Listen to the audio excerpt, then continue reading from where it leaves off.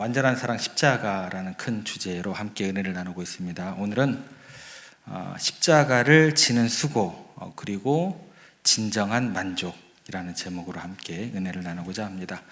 어느덧 고난주간의 큰 가운데에 우리가 도달했습니다. 수요일 저녁이 되었습니다. 일주일이 길죠.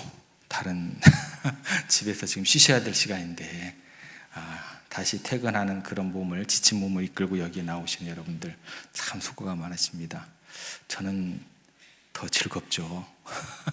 저는 앉아서 설교만 준비만 하면 되잖아요.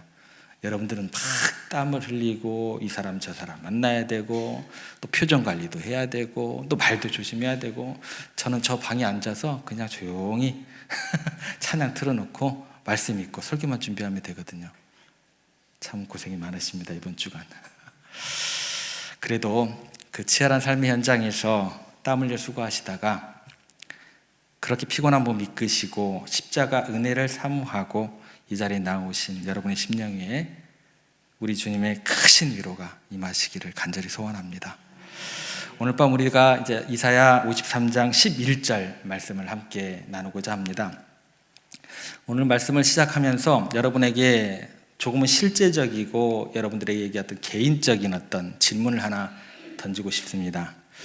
여러분, 지금까지 인생을 살아오시면서 가만히 지난 날들을 되돌아볼 때 내 삶은 참으로 만족스럽다, 나는 정말 후회가 없다, 의미 있게 잘 살았다, 이렇게 자신 있게 고백할 수 있으실까요?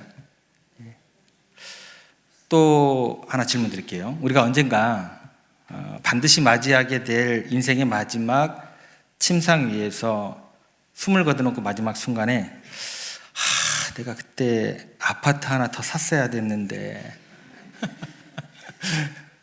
내가 그 자리까지 어떻게든 공부를 하고 노력을 해가지고 그 위치에까지 내가 지위에까지 올라갔어야 되는데, 이런 세상적인 아쉬움도 없고 다가올 영원한 심판에 대한 아무런 두려움도 없이 그저 입가에 잔잔하고 평안한 미소를 지으면서 주님, 제가 이 마지막 호흡, 거친 호흡을 몰아쉬는 이 순간까지 내게 맡겨진 사명 다 감당했습니다. 이것으로 내 인생 충분한 것 같습니다. 참 감사합니다.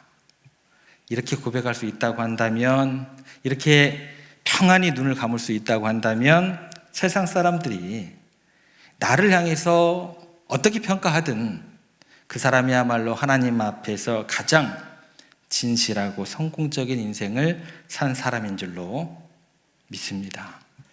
오늘 우리가 함께 읽은 본문요, 예수님께서 맞이하신 인생의 마지막 순간을 우리 가운데 예언의 말씀으로 가르쳐주고 있습니다.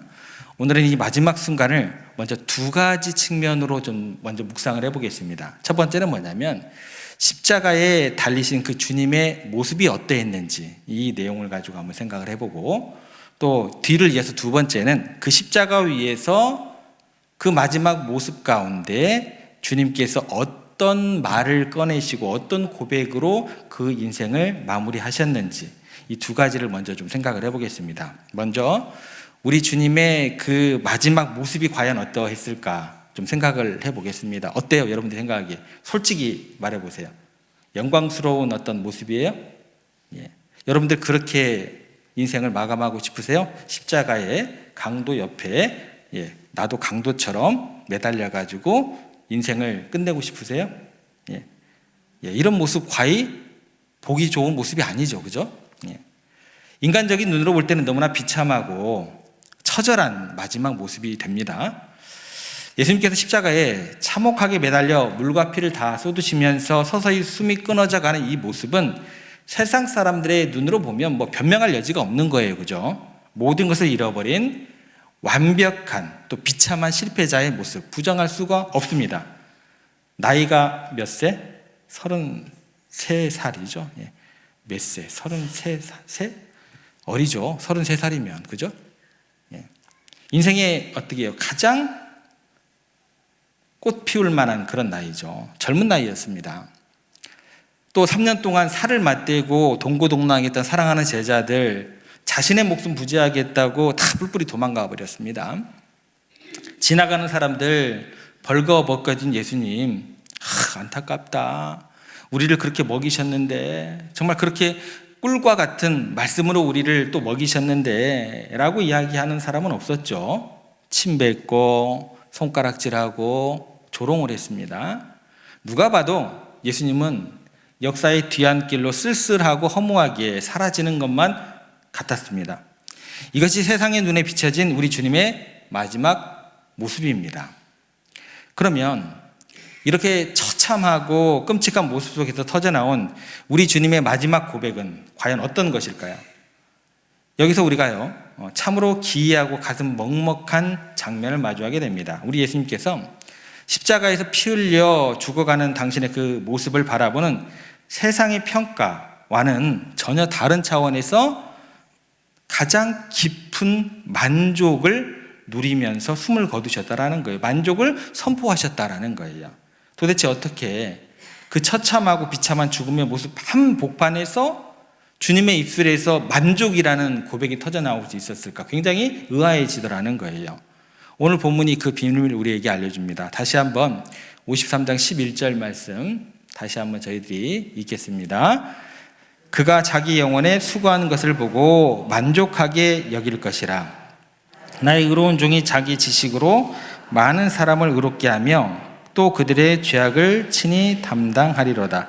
여기 보시면 여러분들이 이제 가장 먼저 주목해야 할 단어가 나와요. 바로 수고라는 단어예요. 수고. 그가 자기 영혼에 수고한 것을 보고, 이 구절이 굉장히 중요합니다. 여러분, 여기 쓰인 수고라는 것은 뭐냐면 히브리어로 아말이라는 단어를 쓰게 되는데요. 이 아말이라는 단어는요, 딱 사용되는 데가 정해져 있어요. 구약 성경 전체를 통해 가지고 가장 강렬하고 끔찍한 고통이 묘사되는 그 맥락에서만 사용되는 굉장히 무겁고 무서운 단어예요. 예를 들어서 이스라엘 백성들이 애굽의 노예로 있을 때 뜨거운 떼약볕 아래에서 무자비하게 채찍을 맞잖아요. 그리고 뼈가 으스러지도록 돌을 날라야 했던 그 피말리는 가혹한 노역을 뭐라고 해요? 수고, 아말이라는 수고로 이야기를 한다라고 생각하시면 돼요.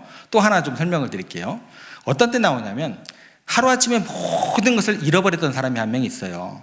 그래서 모래 가운데서 잿더미 가운데서 욕창으로 해서 피구름을 짜내면서 절규했던 사람이 누굴까요? 욥. 욥의 그 비참하고 끔찍한 재난을 뜻하는 단어가 뭐예요? 이 수고예요. 아말입니다. 그리고 무엇보다도 어머니가 자신의 태중에 새로운 생명을 잉태하고 세상에 낳기 위해서는 뭐예요? 온몸이 찢어져야 돼요. 뼈가 다 뭐예요? 뼈마디가 벌어져야 되는 거죠. 그 처절하고도 숭고한 해산의 고통, 상고를 의미하는 단어가 뭐예요? 이 수고, 아말이 되는 거예요. 그러면 이렇게 적용이 돼요. 우리 예수님께서 골고다 언덕을 오르시면서 겪으신 수고가 십자가 위에서 당하신 그 고통이 바로 이 아말이 되는 거예요.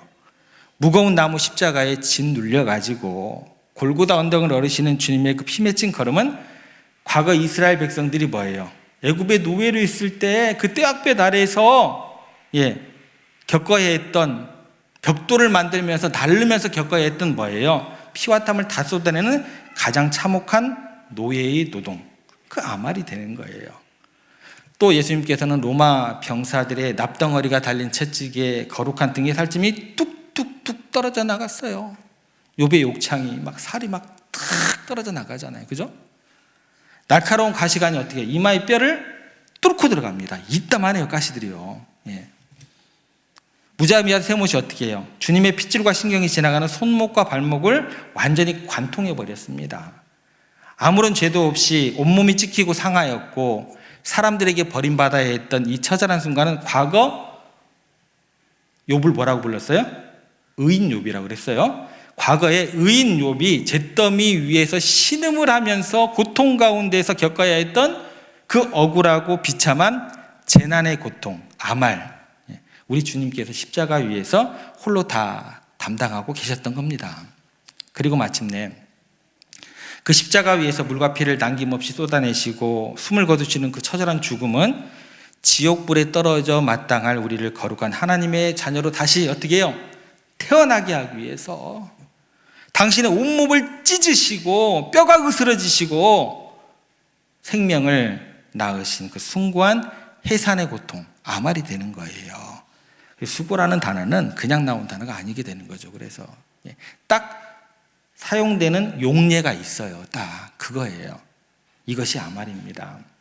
이것이 우리 주님이 바로 우리를 위해 겪으신 영혼을 찢는 수고다. 굉장히 무섭고 무거운 단어죠. 그게 아말이다라는 겁니다. 그러면 이토록 뼈가 부서지고 살이 찢어지는 참혹한 고난을 당할 때 그 입에서는 당연히 어떤 말이 나와야 돼요? 자신을 십자가에 못 박고 조롱하는 사람들을 향해서 도끼를 가득 입에 머금고 저주를 퍼부어야죠. 그런데 이 끔찍한 수고, 아말 뒤에 우리 주님의 입에서는 원망도 없고 후회도 없고 저주도 없더라는 거예요. 오히려 뭐라고 나와요? 오늘 본문에서는 만족하게 여길 것이라. 어떻게 피비린내 나는 죽음의 문통에서 모든 것을 다 잃어버린 그 고난의 끝에서 정 어울리지 않은 만족이라는 가장 평안하고 아름다운 단어가 갑자기 튀어나올 수 있냐는 거예요. 그 이유가 뭘까요? 우리가 그 다음 구절을 보면 그 이유를 알 수 있겠죠. 그 뒤에 나오는 구절이 이렇습니다. 이사야 53장 11절 중반절 같이 읽겠습니다. 나의 의로운 종이 자기 지식으로 많은 사람을 의롭게 하며.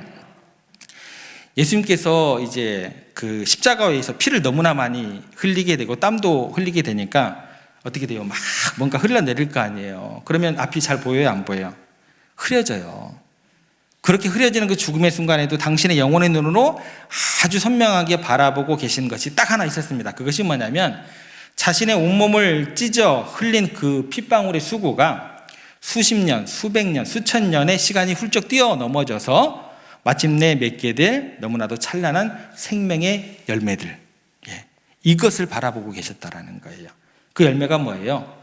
지옥에 떨어져야 할 죽을 수밖에 없는 죄인들이 예수님의 피로 씻음 받아서 하나님 앞에 어떻게 당당히 죄인이 아닌 의인으로 거룩한 하나님의 자녀로 새롭게 태어나게 될 그 영광스러운 모습, 바로 오늘 밤 예배당에 앉아 계시는, 그래서 십자가를 우러러보고 계시는 여러분들의 그 구원의 열매를 주님은 십자가 위에서 땀과 피가 범벅이 돼서 앞이 잘 안 보이는 그 가운데서도 또렷하게 그 열매를 바라보셨다라는 거예요.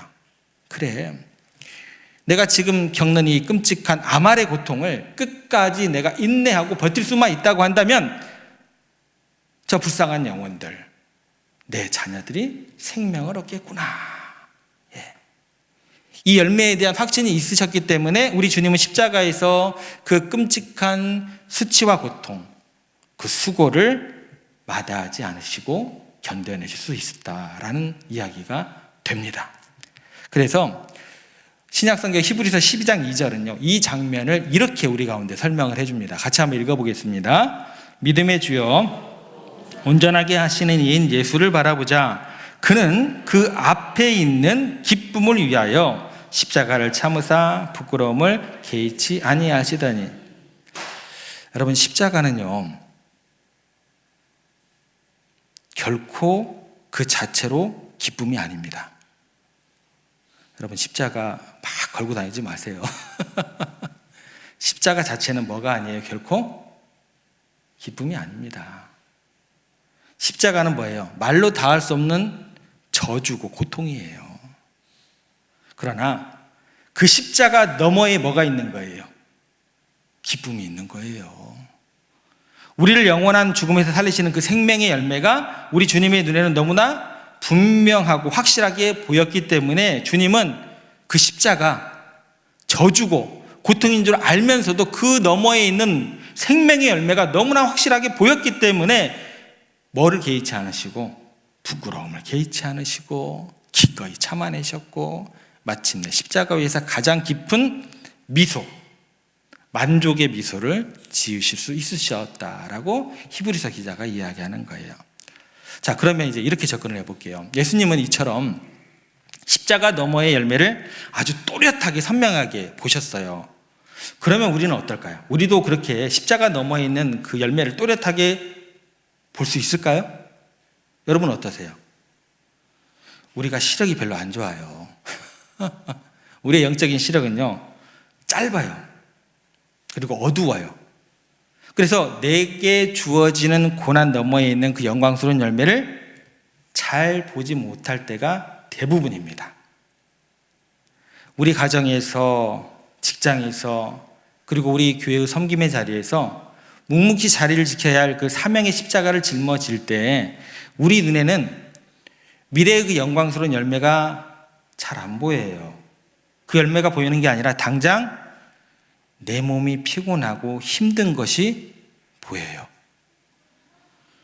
내 소중한 시간과 물질이 빠져나가는 억울한 손해가 눈에 잘 들어와요. 사람들이 내 수고를 알아주지 않고 오히려 오해하고 비난할 때 무너져 내리는 내 자존심이 이렇게 크게 보여요. 이렇게 당장의 고통과 손해만 눈앞에 아른거리니까 우리들 마음에 어떤 생각이 들까요? 우리가 본능적으로 이제 이 십자가의 수고를 어떻게든 요리조리 피하고 싶어지더라는 거예요.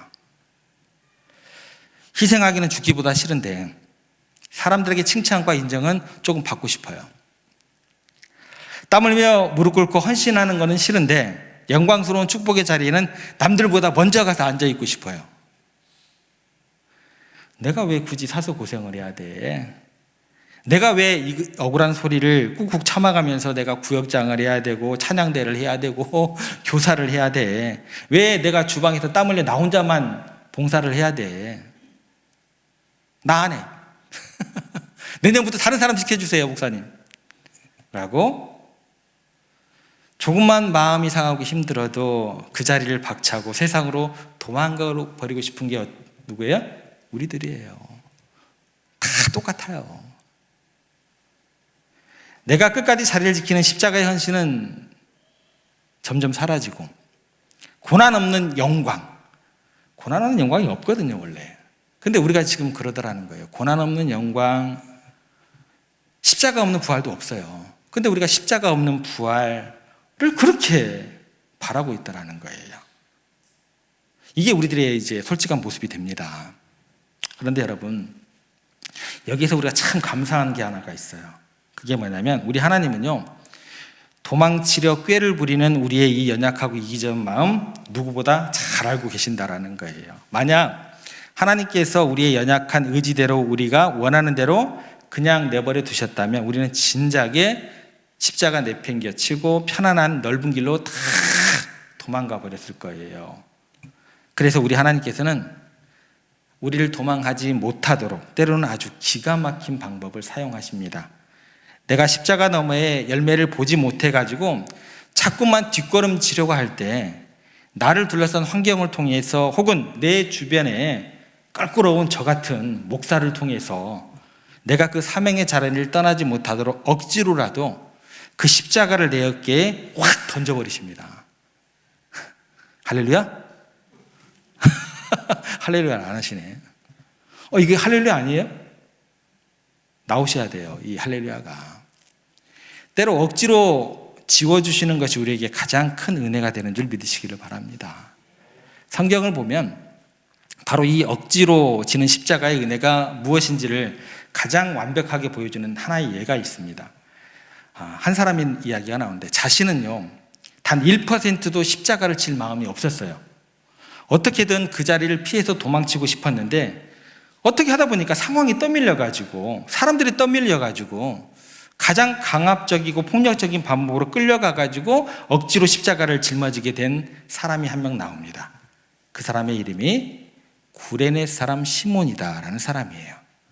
이 시몬의 이야기를 통해서 우리가 원치 않아 불평하면서 지게 된 그 억지의 수고까지도 결국 합력하여서 하나님의 영광스러운 열매를 바꾸어내시는 그 위대한 하나님의 섭리에 대해서 이제 좀 생각을 해보겠습니다. 시몬이 살던 구레네라는 곳은요 저 멀리 아프리카입니다. 북아프리카 리비아 해안에 위치한 낯선 이방 변방 도시였습니다. 시몬이라는 사람이요 수개월 동안 먹을 것 안 먹고 모은 돈을 가지고 이스라엘 최대 명절인 6월절 예배를 하나님께 드리기 위해서 그 먼 아프리카 땅에서 배를 타고 또 뜨거운 사막의 길을 걸어서 마침내 꿈에 그리던 예루살렘에 도착한 아주 신실하고 경건한 순례객이었습니다. 6월절을 하루 앞둔 금요일 아침에 시몬은 굉장히 정결한 마음으로 예배드릴 기대에 부풀어가지고 새하얀 절기옷을 차려입고 자기가 머물던 숙소를 나서게 됩니다. 그런데 예루살렘 시가지의 분위기가 심상치가 않아요. 수많은 군중들이 길거리에 몰려나와가지고 웅성거리면서 또 저쪽에서는 비명소리가 들립니다. 들어보니까 예수라는 갈릴리 청년이 지금 자신이 달릴 무거운 십자가를 메고 처형장인 골고다로 끌려가고 있다는 거예요. 호기심이 발동했어요. 그래서 시몬이 가던 발길을 멈추고 수많은 구경꾼들 무리에 들어가게 됩니다. 그리고 까치발을 들고 그 끔찍하고 처참한 행렬을 구경하기 시작했어요. 바로 그때였어요. 전날 밤부터 로마 군병들의 무자비한 채찍에 맞아가지고 피를 너무 많이 흘린 예수님께서 그 거칠고 무거운 십자가의 무게를 더 이상 견뎌내지 못하고 시몬이 서 있던 바로 앞 흙먼지 바닥에 쿵 하고 꼬꾸라지셔 버렸어요. 예수님께서 이제 기력이 완전히 빠져버린 거죠. 스스로 일어서지를 못했어요. 그러자 이제 십자가 처형 시간이 다가오니까 누가 이제 극도로 예민해지고 바빠졌냐면 백부장. 빨리 가야 되는데 처형 시간 맞춰서. 그래서 이제 그 피 묻은 채찍을 치켜들고 예수라는 작자가 못 일어나니까 이제 군중들을 쳐다보는 거예요. 채찍 딱 들고. 그래서 군중들 사이에서 매섭게 이제 훑어보기 시작합니다. 그리고 군중들 틈에 서 있던 아프리카 와서 피부도 좀 까마적쫙하고 체격이 굉장히 건장하게 보였던 그 시골뜨기 순례객 시몬의 옷깃을 확 잡아채가지고 길 한가운데 끌어내버렸습니다. 어이 촌뜨기, 시간 없어. 너 이 십자가 당장 대신 짊어져. 제대로 안 짊어지면 시간 내에 도착 못하면 네 목부터 날려버릴 거야. 이 장면을 마가복음 15장 21절은 이렇게 설명을 합니다. 같이 읽겠습니다. 그들이 그를 억지로 같이 가게 하여 예수의 십자가를 지우고. 이 구절의 핵심이 뭐예요? 억지로. 이게 핵심입니다. 시몬이요, 야, 예수님의 저 핏기 없는 모습 보니까 야, 곧 쓰러지겠다. 야, 못 일어나겠다. 그 창백한 얼굴을 보고 예수님이 너무나 불쌍해서 주님, 제가 대신 십자가 짊어지겠습니다 하고 자원해서 나선 게 아니에요. 그리고 어느 날 갑자기 막 성령의 뜨거운 감동을 받아가지고 가슴이 너무나 뜨거워져가지고 우리 주님께서 저렇게 십자가를 지시면 어떻게 해? 내가 지어야지. 성령의 감동함으로 십자가를 진 건 더더욱 아니에요. 그것은 100% 무자비한 로마 군인의 강압에 의해 가지고 죽기 싫어가지고 어쩔 수 없이 떠맡은 너무나 도망치고 싶었던 억지로 전 십자가였다라는 거예요. 그러면 여러분 생각해 보세요. 그날 아침에 집을 나서자마자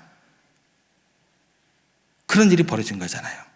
시몬의 마음이 얼마나 억울하고 화가 났겠어요. 내가 하나님께 흠없는 예배를 드리겠다는 일념 하나로 그 먼 아프리카 땅에서부터 얘가 수개월을 걸려서 여기로 왔는데, 그런데 하필 그 많은 수많은 사람들 중에 왜 하필 재수없게 내가 눈에 띄어가지고 로마 진병하게 내가 왜 질질 끌려가야 되는데, 그리고 흉악한 사형수나 져야 될 그 더러운 십자가를 왜 내 어깨에 짊어지게 하시는 것인데, 예배를 드리려고 정성스럽게 차려입고 온 그 새하얀 절기옷 어떻게 됐겠어요? 예수님의 그 붉은 피와 땀, 그리고 예루살렘의 그 흙먼지 엉기정기 막 탁 붙어가지고 완전히 뭐 어떻게 됐겠어요? 더럽혀졌겠죠. 길가에 구경하던 수많은 사람들 뭐라고 얘기했을 것 같으세요? 야, 저 무슨 잘못을 저렇게 했는데 그 예수라는 그 사형수의 십자가를 저렇게 또 매게 했을까? 예. 자기까지 오히려 또 조롱받고 침뱉음을 당하게 되지 않은. 그렇게 시몬은요, 가장 수치스럽고 고통스러운 십자가를 어깨에 메고 골고다의 그 험준한 언덕을 숨을 헐떡거리며 억지로 올라가야만 했습니다. 억지로. 할 수만 있으면 도망치고 싶었고, 당장 어깨에서 내팽개치고 싶었던 너무나 억울하고 원통한 억지 수고, 억지 아말, 억지 십자가였다라는 거예요. 그런데 여러분, 도망치고 싶었는데 억지로 끌려 올라간 그 골고다 언덕에서 기가 막힌 역전이 일어나게 됩니다. 정말 재수가 없어서 억지로 떠맡아지게 된 그 수고의 십자가가 시몬 개인의 인생은 물론이고 그의 자손 대대로 모든 가문을 완벽하게 뒤집어 놓는 위대한 축복의 통로가 됩니다. 마가복음 15장 22절을 다시 보시면 우리가 무심코 지나가기 쉬운 아주 특별한 수식어가 우리 가운데 들어오게 됩니다. 같이 읽어보겠습니다. 마침 알렉산더와 루포의 아버지인 구레네 사람 시몬이. 성경의 저자가 지금 마가예요. 마가가 시몬이라는 사람을 소개하면서 앞에다가 굳이 어떤 사람들을 넣었어요. 누구예요? 알렉산더와 루포의 아버지라는 수식어를 넣었습니다. 이 마가복음이 기록될 당시에 이 말씀을 받아 읽던 1차적인 독자가 로마 제국의 무서운 핍박과 환난에 있었던 로마 교회 성도들이었습니다. 그러니까 마가가 로마 교회를 향해 쓴 편지를 쓰면서 이 시몬이라는 사람이 바로 알렉산더와 루포의 아버지이십니다 라고 썼다라는 것은 무슨 얘기가 되냐면, 초대교회의 성도들이 이 편지를 읽자마자 우리 교회의 그 훌륭하신 알렉산더와 루포의 아버지가 바로 예수님의 십자가를 대신 지셨던 분이구나. 그냥 뿌리가, 그 씨앗이 아름다웠구나. 그렇기 때문에 알렉산더와 루포라는 훌륭한 사람들이 우리 교회의 기둥이 되었구나. 그 고백이 들어가 있는 거죠. 그렇게 고개를 끄덕이며 알아차리게 될 만한 구절이 들어가 있는 거예요. 다시 말해서 억지로 십자가를 졌던 구레네 시몬의 두 아들 알렉산더와 루포는 수십 년이 지난 후 당시 세계의 중심이었던 초대 로마 교회 안에서 이름만 대면 누구나 존경하고 따르는 기둥 같은 지도자들이 되어 있었다라는 증거가 되는 겁니다. 이 기적이라는 것이 여기서 끝나지 않습니다. 성경을 더 넘겨서 로마서 16장으로 가면 로마서 16장 13절에 이렇게 나오게 됩니다. 사도 바울이 로마 교회의 귀한 동역자의 이름들을 하나하나 부르면서 마지막이에요. 눈물의 인사를 보낼 때 기가 막힌 고백이 등장하게 됩니다. 같이 한번 읽어보겠습니다. 주 안에서 택하심을 입은 루포와 그의 어머니에게 문안하라. 그의 어머니는 곧 내 어머니라. 굉장히 짧은 한 구절인데요, 이 인사가 담고 있는 의미가 얼마나 엄청나고 감동적인지 모릅니다. 루포의 어머니, 누구의 아내를 이야기할까요? 구레네 시몬의 아내를 향한 인사를 하고 있어요. 아프리카 총구석에서 올라온 그 평범한 이방인 여성을 향해서 기독교 역사상 가장 많은 성경을 쓴 사도 바울이 모든 교회들이 읽을 공개적인 편지입니다. 그 편지에 그분은 나의 영적인 뭐라고 소개를 해요? 어머니. 감격스럽게 눈물로 고백하고 있는 거예요. 사도 바울이 선교를 하다가 맨날 모진 매를 맞고 감옥의 차가운 바닥에 뒹구르면서 갇혀 있을 때 그렇게 이방인 선교라는 무거운 십자가를 끝까지 감당할 수 있었던 그 배후에는 누가 있었던 거예요? 구레네 시몬의 아내가, 어머니가 되어서 바울을 위해 밤낮으로 눈물을 흘리면서 기도를 하고 자신의 재정을 털어서 헌신적으로 선교를 뒷발해 주었던 보이지 않는 십자가의 선민과 수고가 자리 잡고 있었다라는 그 고백을 어머니라고 부르면서 하고 있는 거예요. 그러면 이 놀라운 은혜를 한번 우리가 정리를 해보겠습니다. 시몬이 도망치지 못해가지고 로마 군인에게 끌려가 억지로 십자가를 졌던 그 짧은 하루의 수고로 인해서 그의 두 아들 알렉산더와 루포는 초대교회를 떠받드는 영광스러운 지도자들이 되었습니다. 그의 아내는 위대한 사도 바울의 영적 어머니가 되어서 복음의 역사를 썼습니다. 아프리카에서 온 시글뚝이 가정이 기독교 역사의 가장 중심에서 가장 빛나고 영광스러운 믿음의 가정이 된 거예요. 여러분, 시몬이 돈을 아무리 많이 벌어서 자식들을 로마 최고의 귀족 학교에 유학을 보냈다고 한들 이러한 영적인 거인들로 길러낼 수 있었을까요? 절대로 불가능합니다. 오직 십자가의 수고, 비록 시작은 뭐예요? 도망치고 싶었던 억지 고난이었고 억울한 짐이었지만 그거 내팽개치지 않고 어깨에 묵묵히 메고 올라간 그 십자가의 흔적이 하나님의 크고 광대하신 손에 붙들렸을 때 세상이 감당할 수 없는 최고의 영적 씨앗이 되어서 엄청난 생명의 열매로 폭발해버린 거예요. 예수님의 십자가를 향한 자발적인 수고가 맺은 열매가 우리들을 향한 구원이 되었다고 한다면 구레네 시몬의 억울하고 강압적이었던 억지 수고가 맺은 열매는 초대교회를 살리는 그런 찬란한 영적 가문이 되었다라는 겁니다. 사도 바울이 고린도전서 15장 58절의 마지막에서 오늘을 살아가는 지친 여러분들을 향해서 이렇게 위로와 함께 축복을 선포하고 있습니다. 같이 한번 읽어보겠습니다. 고린도전서 15장 58절입니다. 그러므로 내 사랑하는 형제들아, 흔들리지 말고 항상 주의 일에 더욱 힘쓰는 자들이 되라. 이는 너희 수고가 주 안에서 헛되지 않은 줄 압니다. 아멘.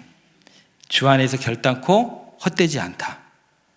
오늘 십자가의 은혜를 사모하며 이 자리에 나오신 여러분, 혹시 지금 여러분의 그 연약한 어깨를 짓누르는 너무나 무겁고 억울한 십자가가 있으실 겁니다. 하나님, 왜 나만 이렇게 깨어진 또 상처 많은 가정에서 이렇게 어렵고 힘든 고통의 짐을 지고 걸어가야 합니까?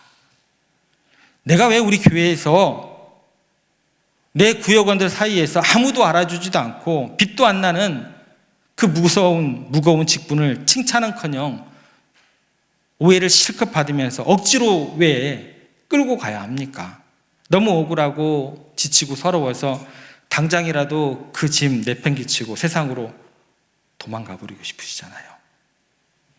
열매가 보이지 않아서 절망하고 계시지는 않으신지요? 그렇다면 이 고난주간의 수요일 저녁 가장 황당하고 억울하게 십자가를 억지로 짊어졌지만 도망가지 않고 그 자리를 지켜냈던 구레네 사람 시몬의 그 모습을 조용히 바라보시기를 바랍니다. 여러분이 지금 가정에서, 직장에서, 그리고 교회에서 이를 악물고 눈물을 흘리며 짊어지고 있는 그 무겁고 억울해 보이는 십자가가, 그것이 만약에요 우리 주님 안에서 지고 가는 수고라고 한다면 여러분이 흘린 그 땀 한 방울, 눈물 한 방울도 단 한 번의 무너짐도 결코 헛되지 않다라고 사도 바울의 입을 통해서 여러분들에게 선포하고 계십니다. 자꾸만 십자가를 피해 도망가고 싶어하는 우리를 불쌍히 여기셔서 너희들이 마땅히 누려야 할 영광의 십자가를 놓치지 않게 하시기 위해서 하나님께서는 때로는요 환경과 사람을 통해서 우리를 거룩하게 부르시고 억지로라도 그 자리에 붙들고 계심을 믿으시기를 바랍니다. 물론 때로는요 내가 살아 숨쉬는 동안에 내 수고의 열매를 내 두 눈으로 다 보지 못하고 눈을 감을 수도 있어요. 그런데 우리 하나님은 여러분의 그 눈물겨운 십자가의 짐을 반드시 기억하시고 영광으로 갚아주실 겁니다. 내가 눈물로 자리를 지키고 억지로 짊어진 그 수고의 십자가 덕분에 우리 자녀들의 앞길이 열리고 그 자녀들이 영적인 거목이 될 줄 믿으시길 바랍니다. 내가 포기하지 않고 억지로라도 무릎을 꿇은 그 기도의 자리 덕분에 나를 오해하고 핍박하던 남편이 혹은 아내가 주님 품에 돌아올 줄 믿습니다. 내가 도망치지 않고 묵묵히 헌신한 그 자리를 통해서 우리 교회가 살아나고 상처받은 영혼들이 치유받는 부흥의 역사가 일어날 줄 믿습니다. 오늘 이 저녁에 내 어깨에 주어진 너무나 억울하고 무거운 피하고 싶은 그 십자가를 비록 억지로 떠안았다 할지라도 다시 털고 일어나 믿음으로 부둥켜 안고 한 걸음 더 주님을 따라 걸어가기를 결단하는 여러분의 그 수고로운 삶 위에 우리가 감히 상상하지도 못할 찬란한 생명의 열매가 맺히게 되기를 우리 구주 예수 그리스도의 이름으로 간절히 축원합니다.